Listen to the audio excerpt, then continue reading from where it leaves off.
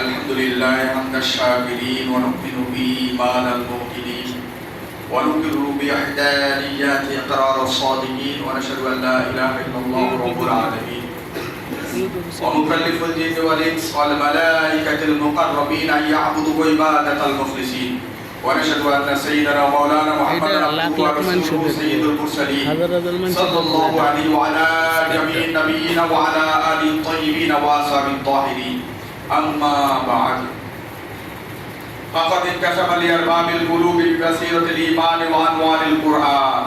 أنه وصول إلى السعادة إلا بالعلم والعباد فالناس كلهم هلك إلا العاملون والعاملون كلهم هلك إلا العاملون والعاملون كلهم هلك إلا المخلصون والمخلصون على خطر عظيم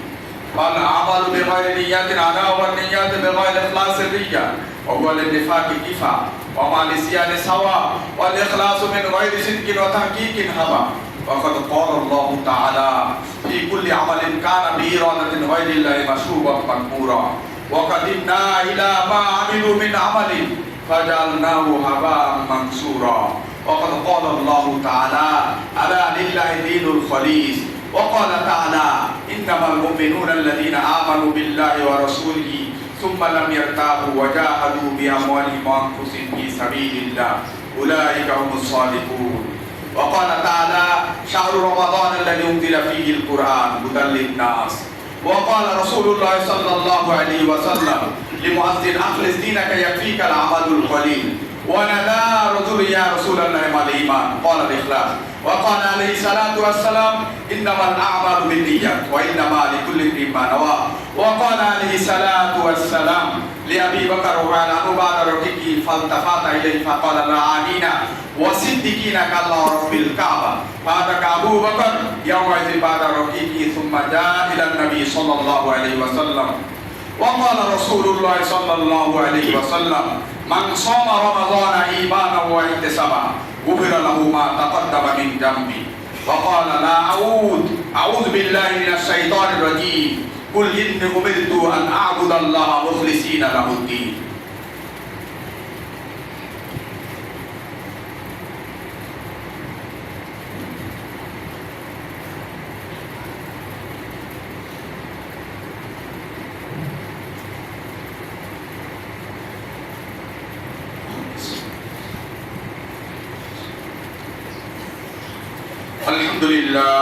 الحمد لله استعينه واستغفره ونعوذ بالله من شرور انفسنا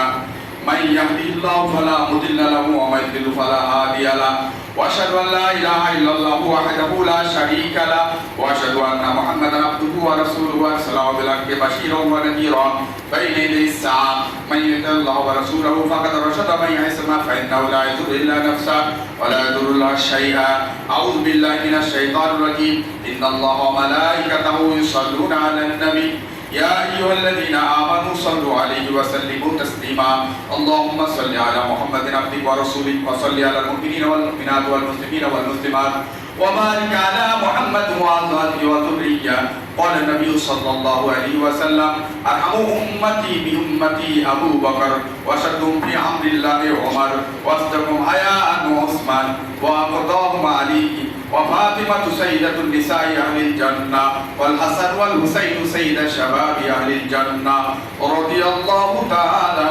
عنهما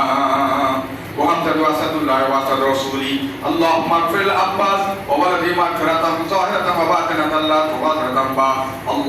الله في أصحابه لا تتخذهم غرضا من بعدي فمن أحبهم فاغفر بأحبهم ومن أبغضهم فاغفر بأبغضهم وخير أمتي قرني ثم الذين يلونهم ثم الذين يلونهم وسلطان